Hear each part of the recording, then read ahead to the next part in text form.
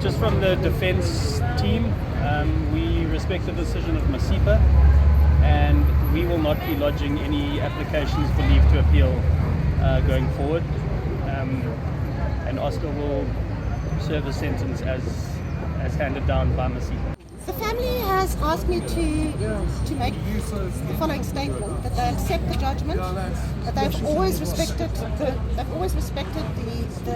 the rule of law and the legal process, and that hasn't changed. So they accept the judgment today, and they don't have any plans to appeal.